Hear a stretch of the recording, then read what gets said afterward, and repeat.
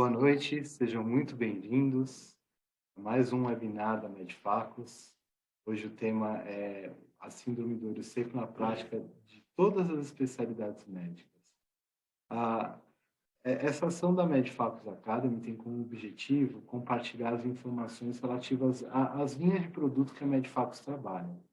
A Medfacus é uma indústria nacional que completou 50 anos e trabalha em parceria do médico oftalmologista na entrega de soluções para o manejo de diversas condições clínicas. E a Medfacus entende que o olho seco é um assunto muito importante para todas as especialidades médicas, é uma doença que acomete uma parcela importante da população e que demanda uma atenção muito especial. Nós temos hoje dois especialistas que vieram nos prestigiar, compartilhar informações com os doutores sobre o diagnóstico e a conduta na clínica oftalmológica do olho seco. Então, nós vamos receber logo mais a doutora Farid Danos, ela que é coordenadora da clínica Visari, do Spa do Olho Seco, da Visari, do Dr. Renato Ambrosio, e o Dr. Ricardo Stock, que é um especialista em superfície ocular, professor, vai falar, vão compartilhar as informações sobre o tema. Vou mostrar um pouquinho das soluções que a Medfacus tem para oferecer, e nós agradecemos muito a colaboração aí da nossa audiência, enviando as perguntas para que a gente possa enriquecer o nosso diálogo a respeito desse assunto tão importante.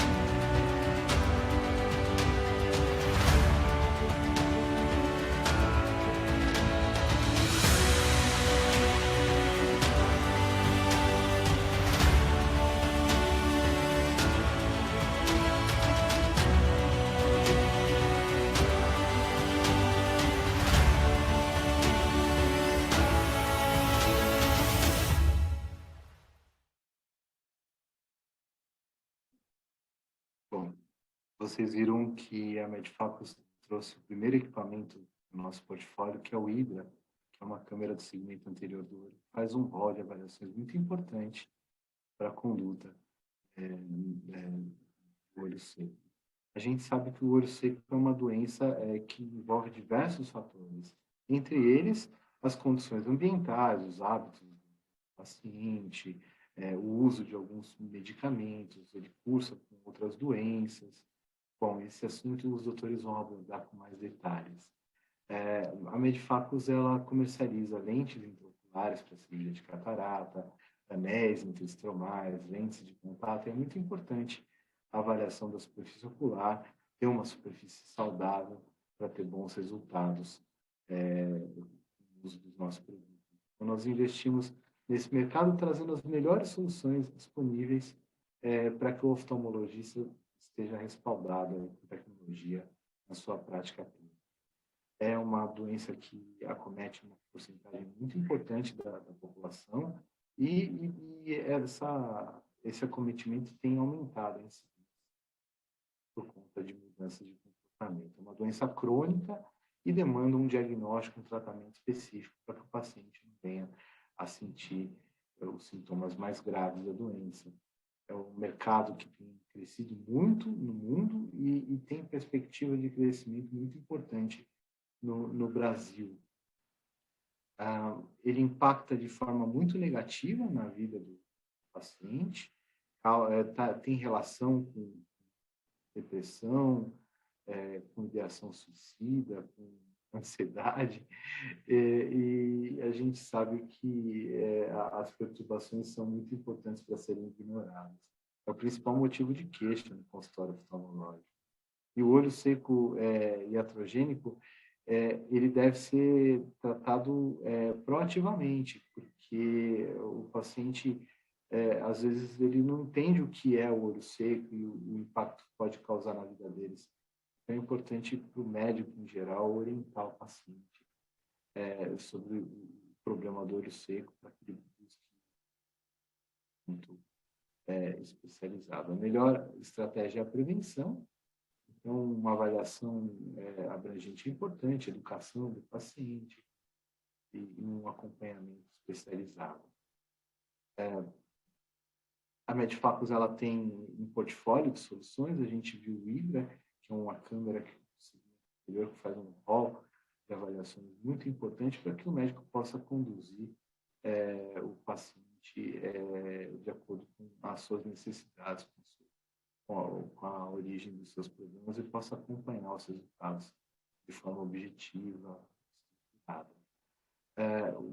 O Hydra, ele também tem um aplicativo de celular, que é uma ferramenta educativa muito importante, estabelece um contato profissional entre o médico e o seu serviço. E a gente tem uma solução mais simples, que é o meibógrafo. A gente acha hoje que a imagem das glândulas é muito importante para a compreensão da disfunção das glândulas corneanas, está envolvida em 85% dos casos de olho seco.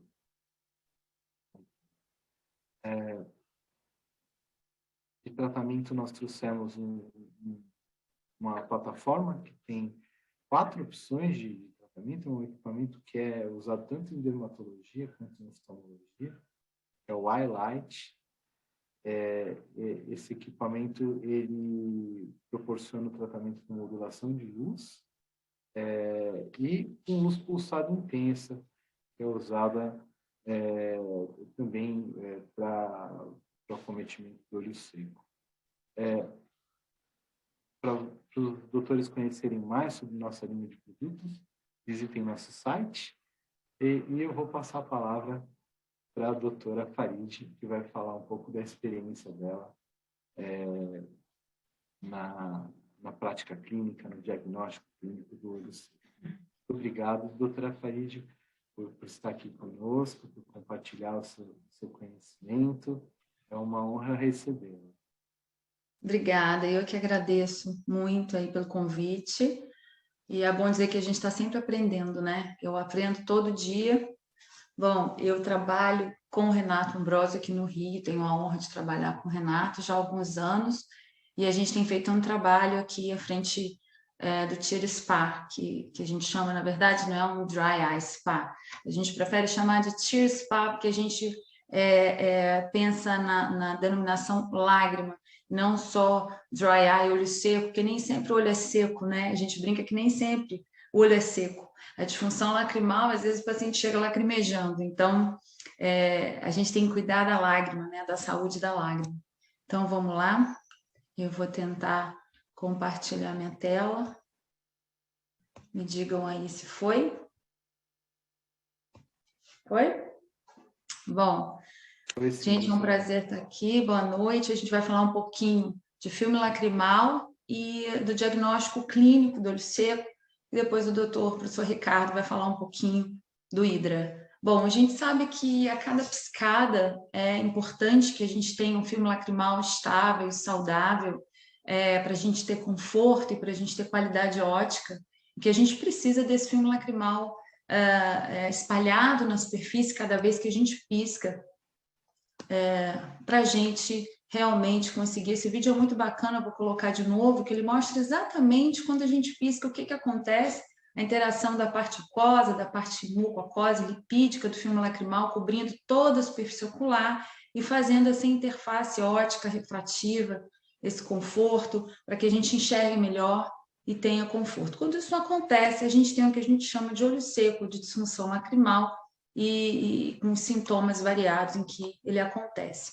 Eu coloquei esse esqueminha da estrutura do filme lacrimal, porque aqui nós temos colegas que não são oftalmologistas, então é importante também a gente lembrar um pouquinho do sanduichinho, né, das camadas, da estrutura do filme lacrimal. Antigamente a gente falava do sanduíche de 3 camadas, hoje a gente já fala em uma camada mucoaquosa, produzida principalmente com maior volume, né, do filme lacrimal, produzida principalmente pela glândula lacrimal principal, em menor parte pela conjuntiva, e a gente fala numa camada ainda lipídica, claro, externa, produzida principalmente pela secreção das glândulas de meibômios, né? Essas glândulazinhas que ficam aqui no bordo palpebral, em cima e embaixo. Eu falo com meus pacientes que o Papai do Céu é muito sábio, né? Ele fez a gente piscar o dia todo para bombear esse óleo bom, tão importante para que a gente tenha, para que a lágrima não evapore entre uma piscada e outra.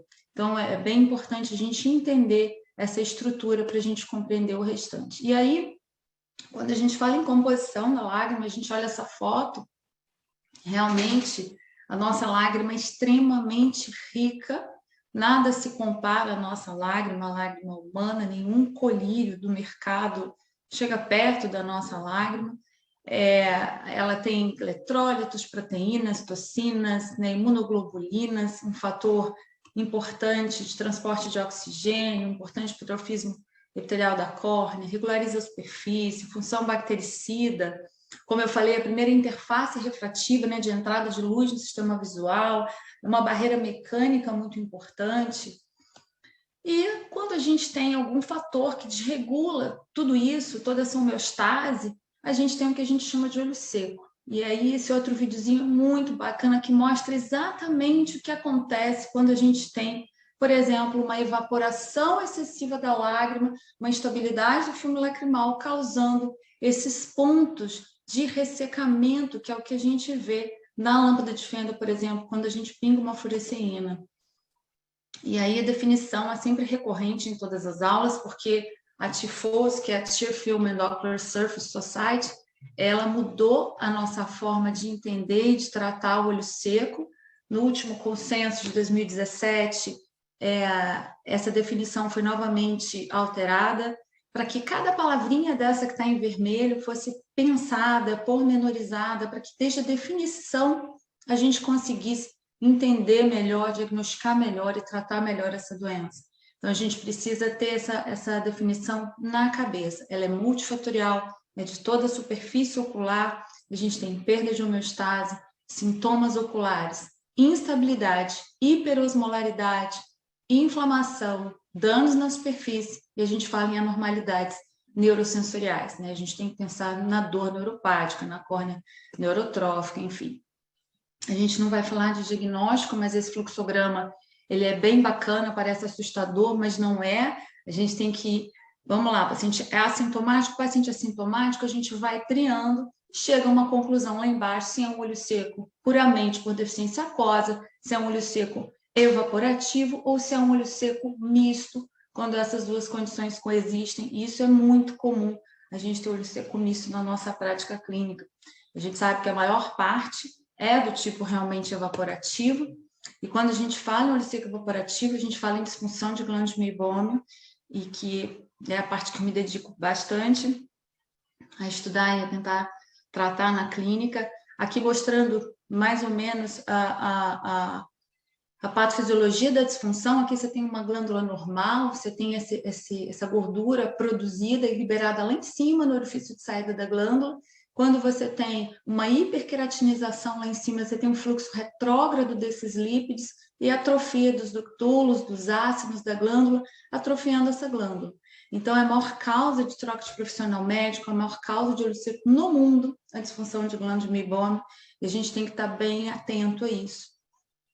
Então, a gente precisa controlar a inflamação, controlar a disfunção de glândula e identificar todas as comorbidades. Tudo que a gente, lá na Visare, eu desenvolvi um questionário, além do SDI, que a gente aplica antes e depois do tratamento, um questionário em que a gente tica tudo isso do paciente, para que a gente não esqueça de nada, comorbidades, doenças, enfim, tudo que a gente vai falar agora.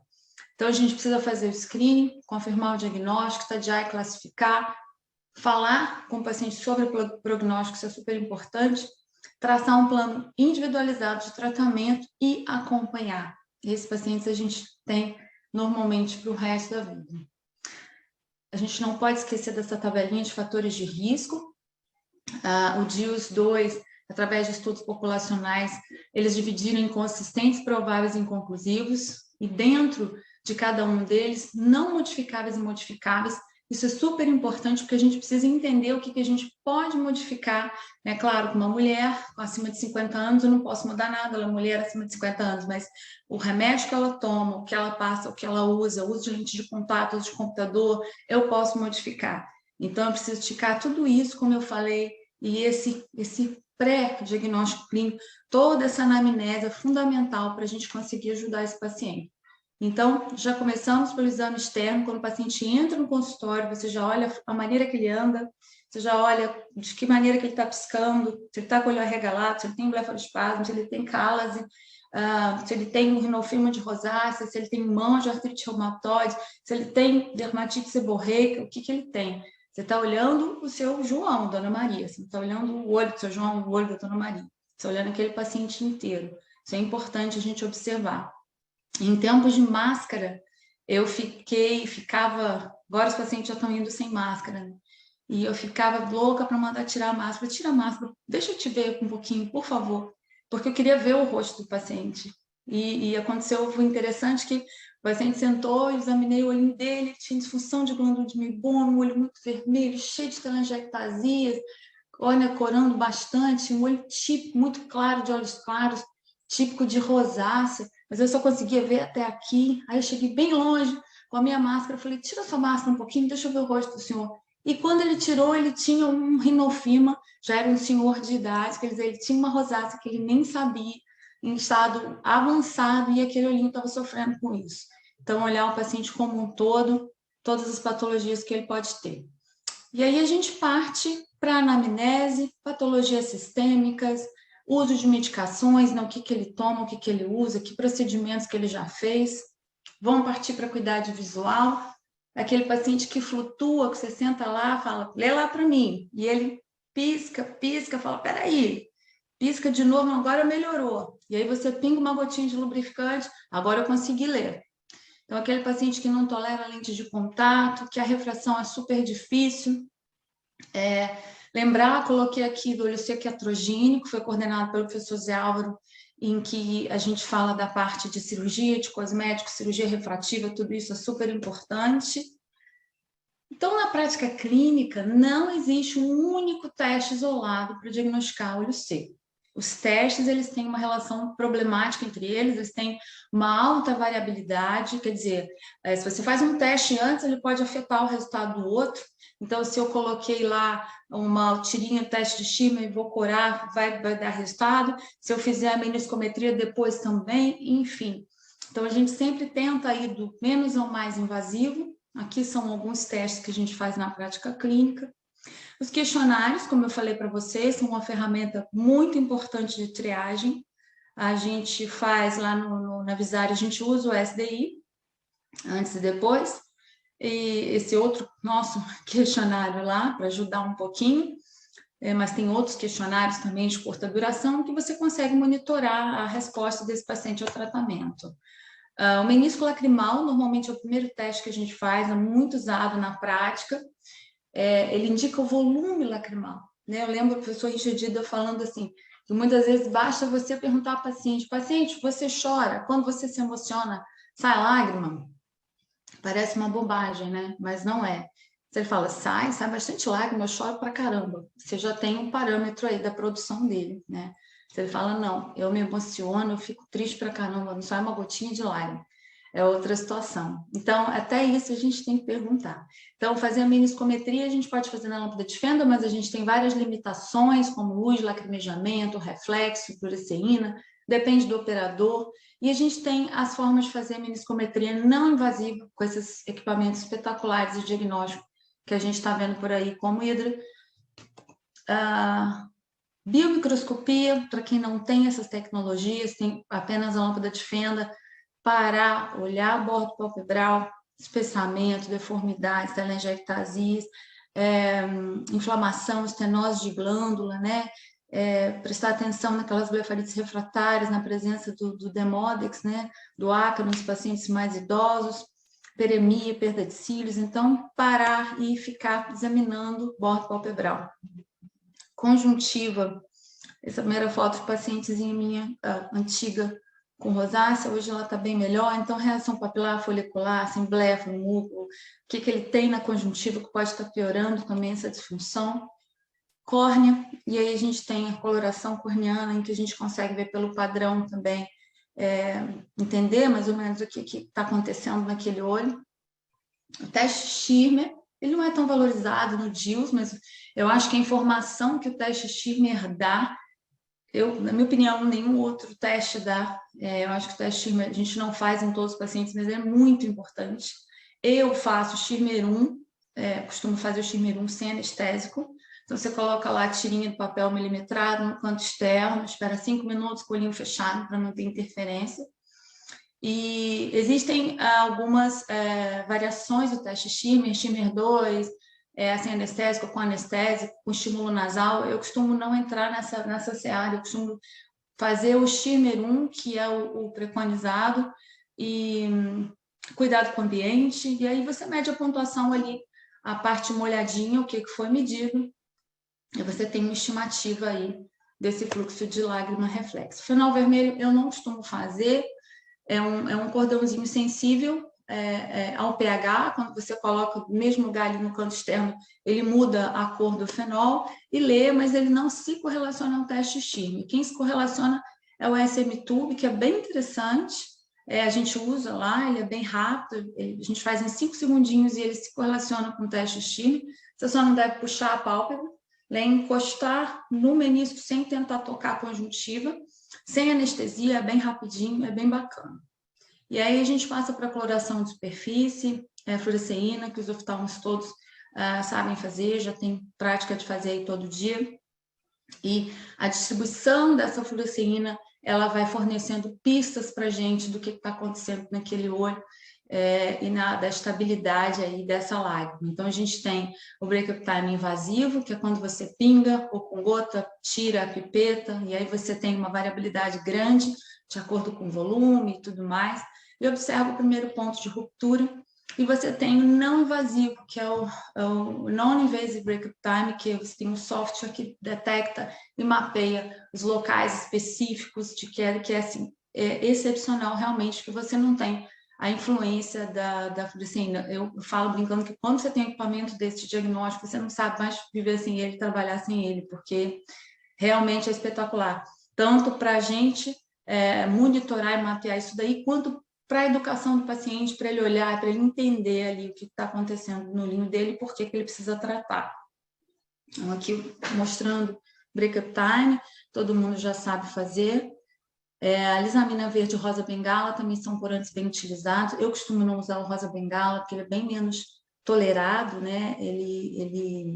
O paciente sente bastante, não sei o Ricardo, uso bastante o verde lisamina, observando aí conjuntivo callus, observando linha de Marx, é super importante. Pena que não dá tempo, é muito pouco tempo para a gente destrinchar isso aí, mas eu adoro verde lisamina, para a gente ver padrão de coloração de conjuntiva, para a gente ver epiteliopatia, enfim.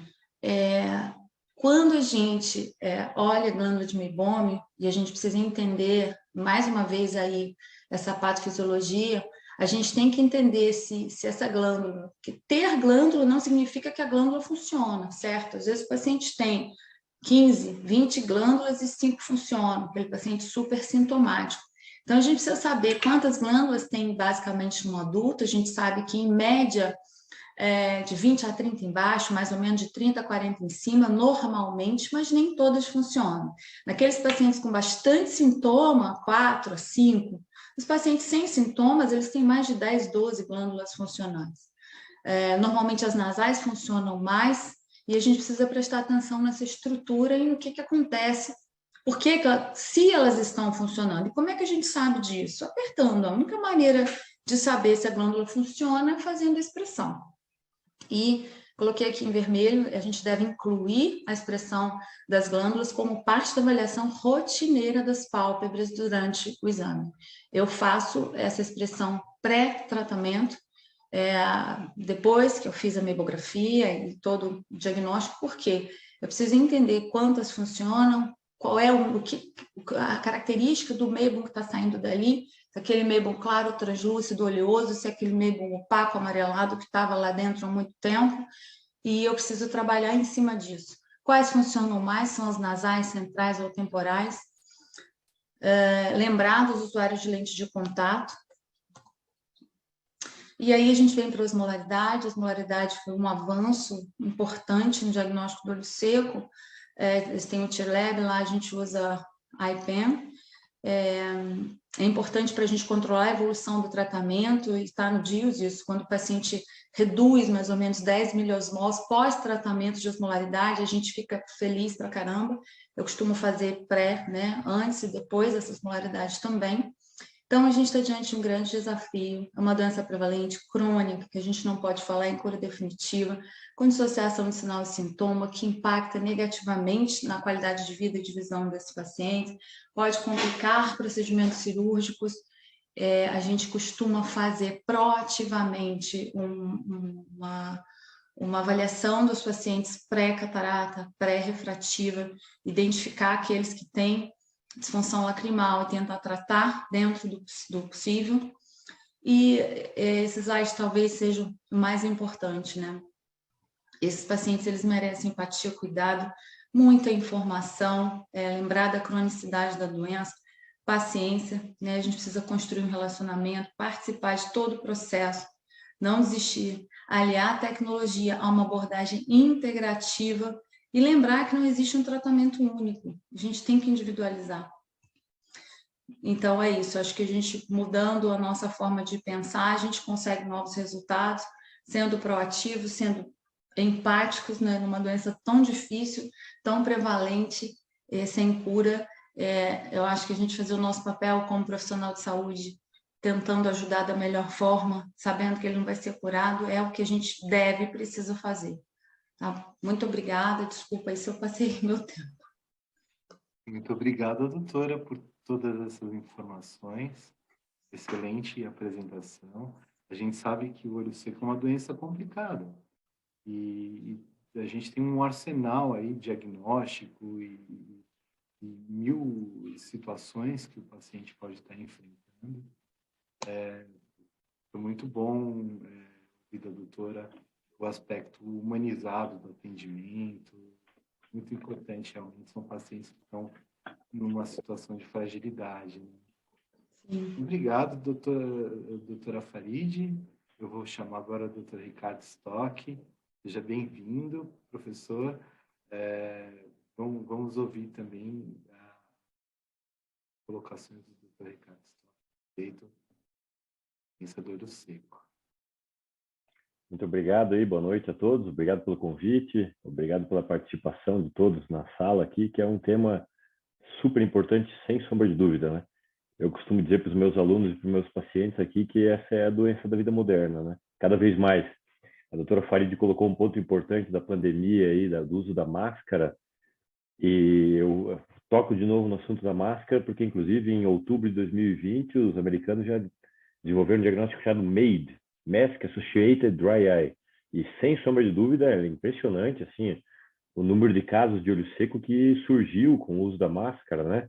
Faz um fluxo laminar aquecido, rico em CO2, que turbilhona a lágrima, e para a gente ver como é um detalhe do dia a dia que pode, sem sombra de dúvida, aí, trazer muito desconforto, né?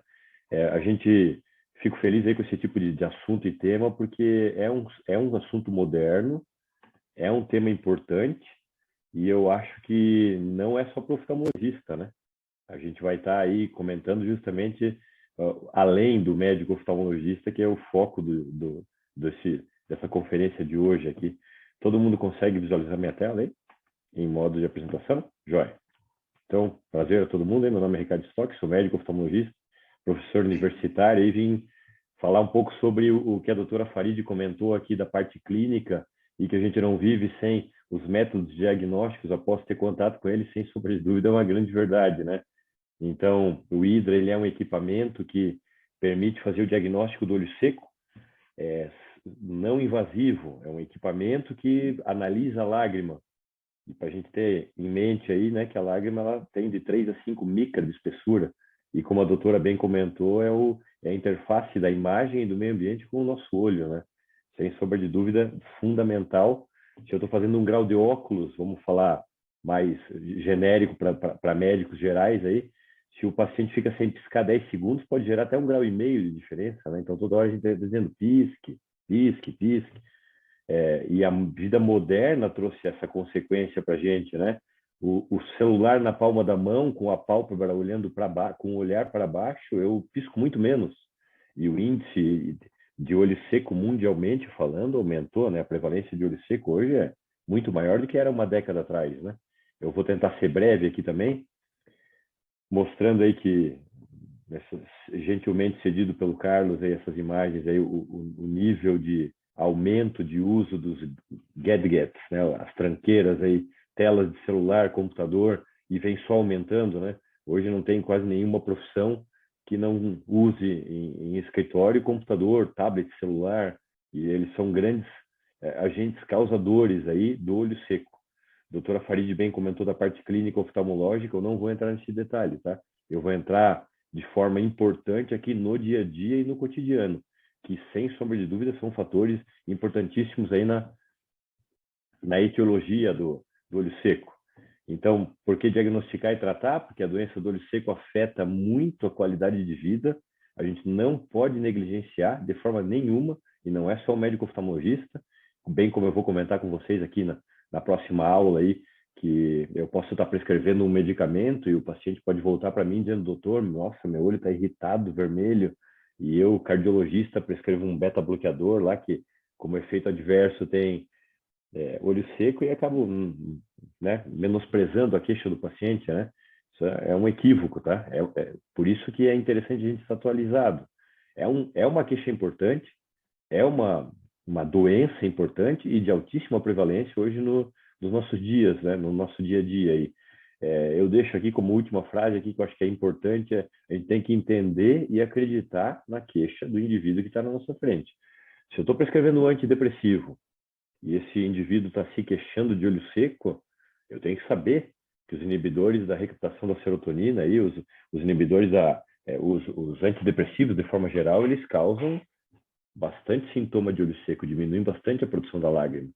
Isso eu não posso negligenciar, eu não posso dizer, isso aí estou negligenciando a queixa, pelo contrário, tá? Faz parte do nosso dia a dia aí, né? Como já foi comentado, então, o diagnóstico do olho seco não é fácil, não é só prescrever colírio também, pelo contrário, né? Às vezes nem o colírio ele é efetivo, são as mudanças do hábito de vida que melhora, né? Então, eu tenho que fazer uma avaliação abrangente, uma anamnese, que é importante. Existem questionários específicos, que não vem ao caso aqui, mesmo porque a doutora já comentou. É um exame do olho externo, a mensuração da quantidade da lágrima. Eu tenho que suspeitar do problema, né? Afinal de contas, eu só vou suspeitar do que eu sei que existe. Que bom que o pessoal tá nos assistindo aí para saber que realmente o olho seco ele existe. Eu me formei em 2001 e já logo entrei na oftalmologia, né? E há 20 anos atrás não se falava tanto de olho seco como hoje, né? Mais fácil tratar e encaminhar para o psiquiatra uma paciente que dizia que quando piscava o olho arranhava, e hoje a gente diz, não, isso é um caso clássico de olho seco, tem que acompanhar a evolução junto. E o objetivo agora desse tema aqui é justamente mostrar para vocês aí que existe um equipamento, né, que faz o diagnóstico do olho seco sem encostar no olho do paciente, partindo do princípio de tudo que a doutora Farid já comentou, né, que é um diagnóstico difícil, tem que examinar, tem que avaliar borda, avaliar filme lacrimal, mas o meu tema agora é falar especificamente de um equipamento que consegue analisar de forma precisa a superfície e os componentes da lágrima. Então, ele faz vários exames, mas os mais importantes, a doutora já comentou ali também, que é a quebra do filme lacrimal, a quantidade de gordura na superfície da lágrima. Eu consigo avaliar as glândulas de meibômios, o ritmo de piscada e a qualidade da piscada. Tudo isso, para a gente, oftalmologista, é óbvio, mas para um clínico geral talvez não seja. E o break-up time, que é a quebra do filme lacrimal, eu tenho que entender que eu tenho uma superfície que ela está sendo lubrificada por um líquido. Quando eu bato a pálpebra e abro, essa tensão superficial da lágrima precisa manter esse filme estável. Caso contrário, acontece como se fosse um craquelê, né? Ele vai se quebrando, e essa quebra do filme lacrimal é que gera todo o sintoma. Então, se eu tenho sob um vidro uma grande quantidade de água e essa água está unida em cima da superfície, essa é a tensão superficial da lágrima. Se eu quebro essa tensão superficial, esse líquido se falha em várias gotas, né? E essa quebra do filme lacrimal é um dos grandes indicativos de olho seco e é uma das grandes causas da sintomatologia, porque essa quebra do filme faz com que a lágrima não tenha mais a capacidade de lubrificar, e a força de cisalhamento da pálpebra passando sobre a córnea é que gera o sintoma. Então, esse equipamento denominado Hydra, através de um clique, a gente consegue avaliar a estabilidade do filme lacrimal.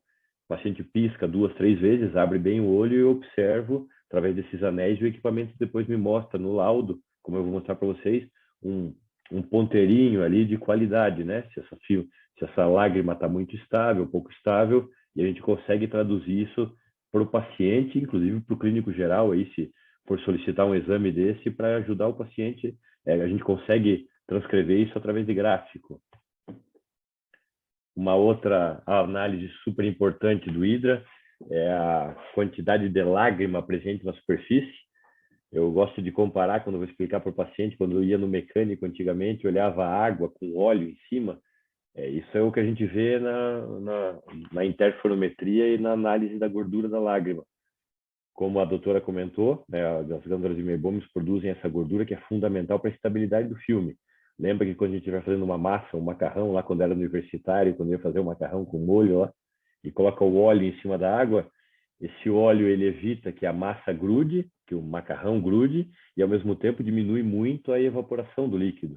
Então, é fundamental a presença da lágrima, a gordura na lágrima, e a gente consegue analisar aqui no Hydra de forma bem precisa e consegue ir acompanhando isso.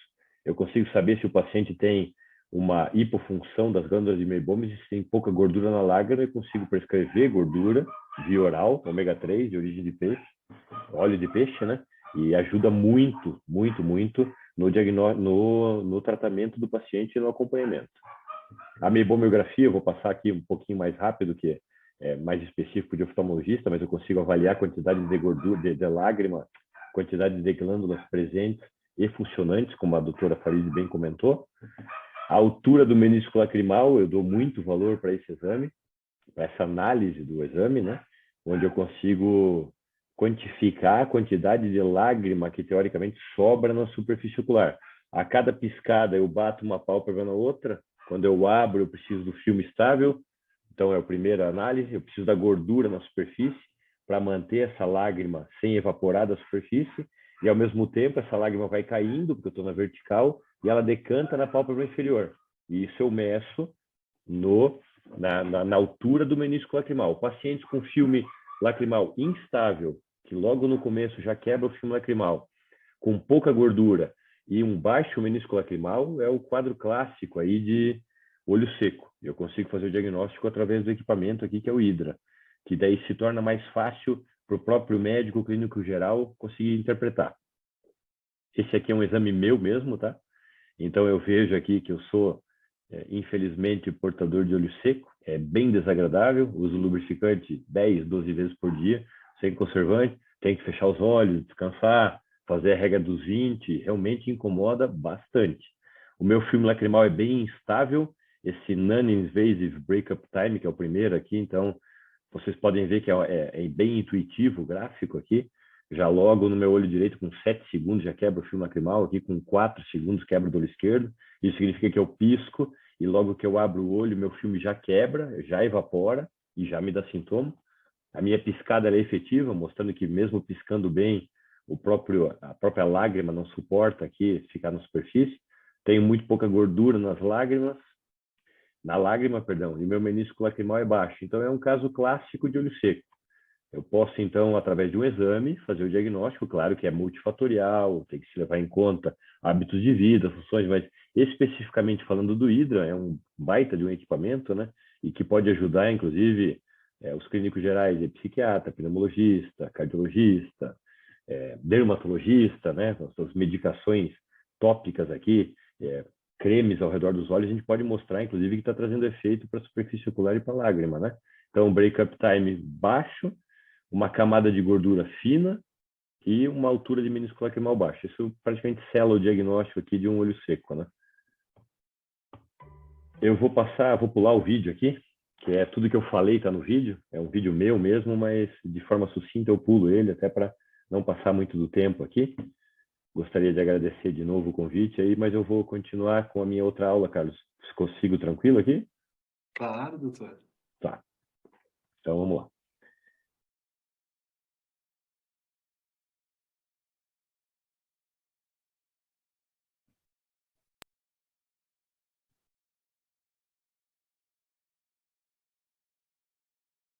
O ponto alto aqui, eu acho, da aula hoje é a gente passar de forma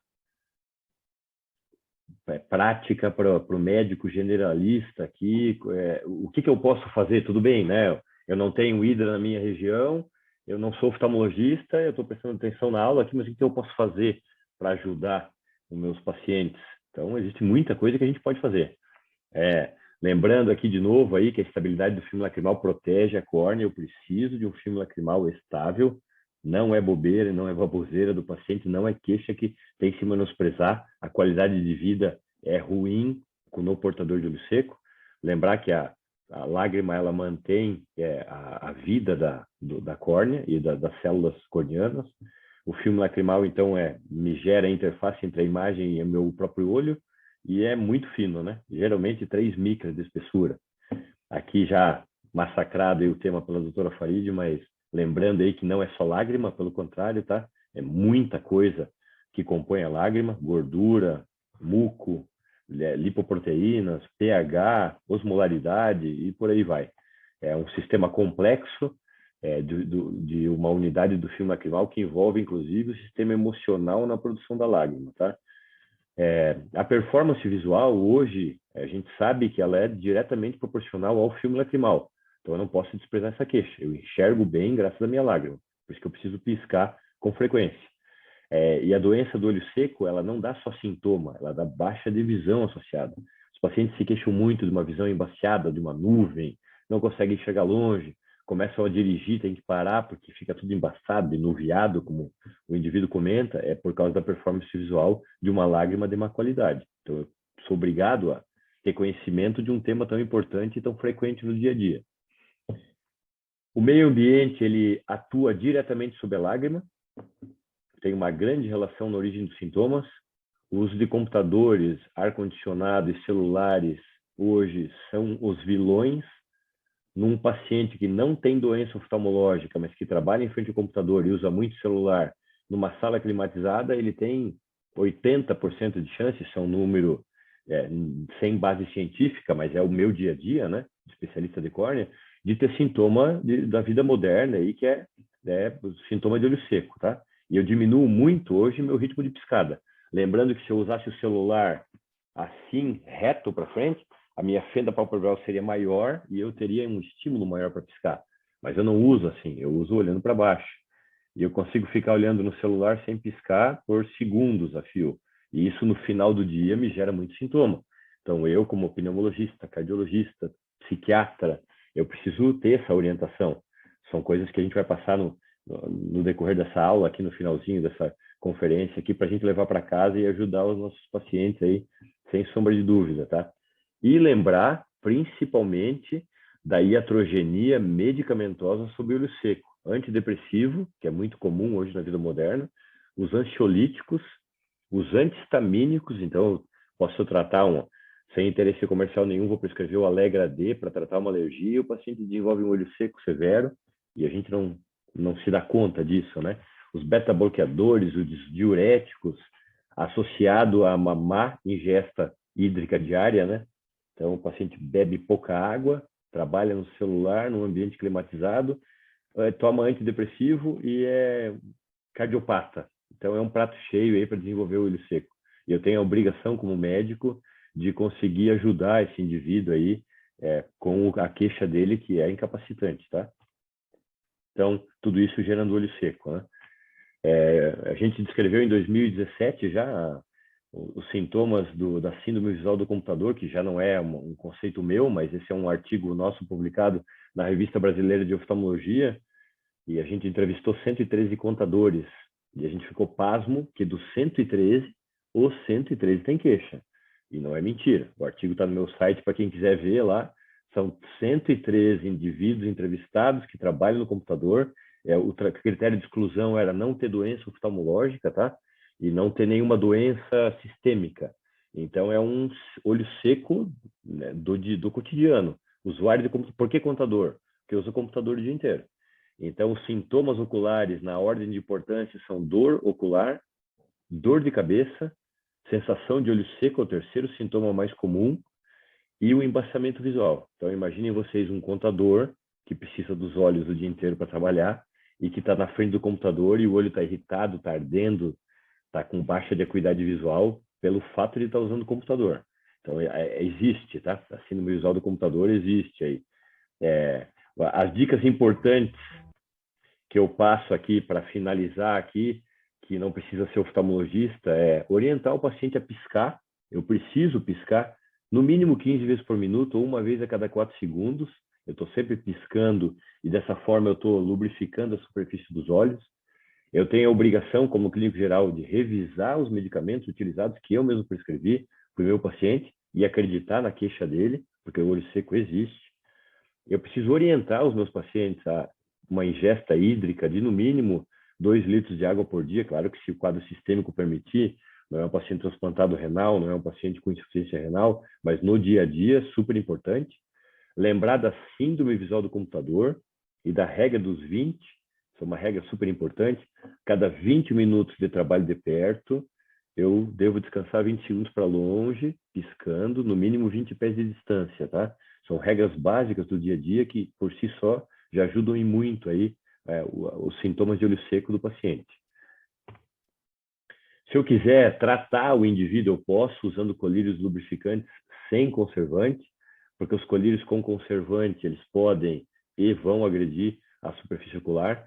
Então, sem interesse comercial, aí os colírios que eu gosto bastante de utilizar são Optiview D, Ilocomod, Luna. Se você digitar na internet aí colírios lubrificantes sem conservante, você vai encontrar. O ômega 3, 1 grama via oral por dia. Algumas evidências mostram que funcionam, outras evidências mostram que não. Eu acredito e percebo que funciona. De origem de peixe, muito mais do que origem de óleo de linhaça, na atualidade, que a concentração de DHA é maior do que no óleo de linhaça, tá? Se houver disponibilidade na região, solicitar um exame, né, para diagnóstico de olho seco, explicar para o paciente, olha, eu posso solicitar um exame que se chama HIDRA, que vai me analisar a lágrima e a superfície ocular para tentar ajudar no diagnóstico, e obviamente que se for necessário, encaminhar para o médico oftalmologista. Eu vou voltar aqui, que eu acho que é bem importante, tá? Ritmo de piscada, eu preciso piscar no dia a dia, sempre. Reavaliar as medicações que eu prescrevo para os pacientes, orientar no mínimo 2 litros de água por dia, para eu conseguir ter lágrima produzida no dia a dia. Lembrar que existe a síndrome visual do computador, e não é só computador, é celular também. Associar isso à regra dos 20 minutos de perto, descanso 20 segundos para longe, pisco bastante, isso por si só já ajuda muito o indivíduo. Se eu quiser ir mais adiante, prescrevo colírios lubrificantes, pode se usar de 2 em 2 horas, de 3 em 3 horas, conforme o sintoma. Posso prescrever também ômega 3, de origem de peixe, de óleo de peixe, 1 grama por dia. Se tiver disponibilidade, faz o exame, e se a gente vê que o sintoma realmente é expressivo e que com essas condutas diárias não melhora, o mais apropriado, sem sombra de dúvida, é encaminhar para o oftalmologista. Se eu passei do tempo aí também, peço desculpa, eu pulei os vídeos aí, porque tudo que eu estou falando verbalmente aqui estava no vídeo lá, e muito obrigado pelo convite, espero ter contribuído com todo mundo aí.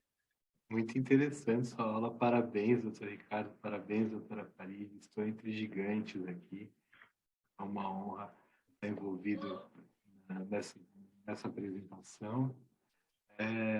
A gente agradece muito, o assunto olho seco é um assunto muito importante, a gente sabe que não existe qualidade de visão sem uma boa superfície, sem uma superfície íntegra. A gente sabe que os pacientes sofrem muito com a doença e perturba demais.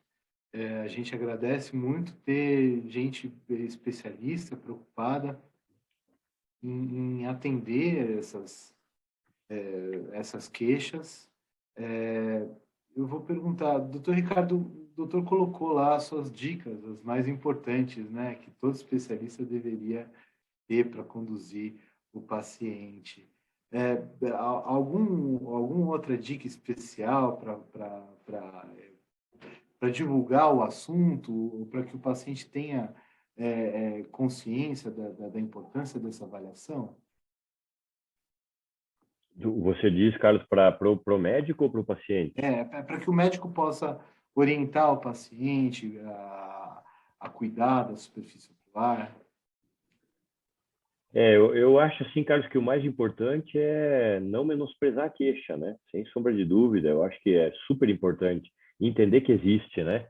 Eu me formei em 2001, e eu sempre cito isso como exemplo também, que a doença do refluxo gastroesofágico, em 96, 97, encaminhava uma senhora de 55 anos de idade que acordava com queimação, com aperto no pescoço, e encaminhava para o psiquiatra, né? Hoje faz diagnóstico de doença do refluxo. Eu acho que o mais importante sem sombra de dúvida, se inteirar do assunto, que é tão moderno, né? É igual eu na região sul aqui não saber sobre toxoplasmose, né? Que é endêmico na região sul do Brasil. Então, o olho seco hoje é mundialmente conhecido. Eu diria assim, Carlos, que de forma breve aí se inteirar do assunto, principalmente, né? Ler a informação, está em tudo que é canto, né? É um assunto que evoluiu muito nesses últimos anos, né? O DILS trouxe muita luz à questão. Doutora Farid, algum comentário a respeito dessas novas tecnologias, da nova propedêutica, o que a gente pode esperar falando com um especialista a respeito desse assunto? Bom, quero parabenizar o Ricardo pela aula brilhante, ele é brilhante, sou fã das aulas dele. E dizer assim, acho que dica seria, primeiro, procure seu oftalmologista, porque muitas vezes a gente recebe paciente, quando a gente faz esses exames, faz a mamografia, brachyptômio invasivo, ele olha, é encantado, fala assim, caramba, nunca fiz isso, não sabia disso, não sabia que existiam essas glândulas, não sabia. Então, assim, eles precisam dessa informação, né? Para cuidar melhor dos olhos e, consequentemente, da visão. Né? Eu acho que falta muita informação, educação do paciente. Isso, ele, na consulta médica especializada, ele sai se vendo de outra maneira. Eu costumo brincar falando assim, você tem que ouvir os seus olhos. Os olhos falam com a gente o tempo todo o que está acontecendo com eles. Né? Colocou a lente, o olho está vermelho, sensação de areia, tira a lente. Não está legal essa lente aí. ouve o que ele está te falando. Então, eu brinco assim, está ouvindo seus olhos, o que ele está te dizendo? Não, agora eu estou ouvindo, estou entendendo, estou fazendo, e aí ele vai manejando a doença dele de acordo com aquilo que faz bem, que não faz tão bem, que faz mal, ele consegue entender e interpretar muito melhor, porque ele entende o problema que ele tem. Quando a gente entende, a gente trata muito melhor, da melhor forma, né? É até uma coisa que o Renato fala com relação ao ceratocone, a desinformação é pior do que a própria doença. E aí entra até com relação à iatrogenia, com relação às mulheres, uso de cosmético, próprio protetor solar. Os homens passam protetor solar assim, ó, entrando dentro da glândula de Meibomian, um veneno para a glândula de Meibomian. As mulheres que passam a maquiagem errada, são coisas simples que previnem uma série de absurdos que a gente vê, uma higiene palpebral diária, que era uma coisa que tinha que estar no outdoor, tinha que estar no intervalo do jornal da TV, façam higiene palpebral diariamente, sabe? E que as pessoas não sabem, eu nunca ouvi isso, não sabia que tinha que fazer todo dia, mas tem uma escova dente, então vamos limpar o olho. Então, está faltando informação. A gente tem que bater na tecla da informação, massacrar o paciente com informação, para ele cuidar melhor, enxergar e ouvir os olhos dele melhor. Obrigado. É isso. Parabéns por fazer esse trabalho tão importante de informar. Muito obrigado por nos apoiar. Obrigada a vocês, foi um prazer. Estamos muito felizes no evento. Parabéns, doutor. Muito obrigado. Sucesso a todos.